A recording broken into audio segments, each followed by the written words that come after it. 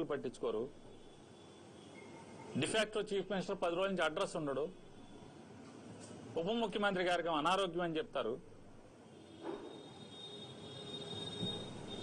ఆయన ఎవడో అక్కడెక్కడి నుంచో ఓటు కూడా లేదు, ఇక్కడ కనీసం చుట్టం చూపుగా కూడా ఎప్పుడు ఇక్కడికి రారు.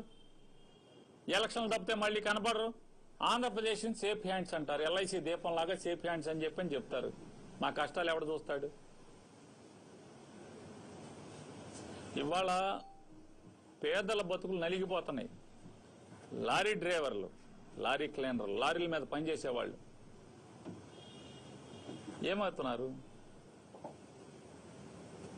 అంటే వ్యవస్థని గాలికి వదిలి అధికారాన్ని తనకున్నటువంటి అధికార బలాన్ని ఇట్లాంటి వాటికి కదా వాడుకోవాల్సింది. మీరు మోడీ గారి దగ్గర ఇట్లాంటి కదా వాడుకోవాల్సింది.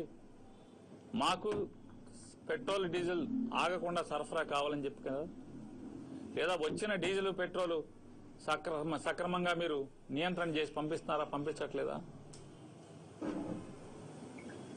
ఎందుకు పనికొస్తుంది మీ అనుభవం అంటున్నాను.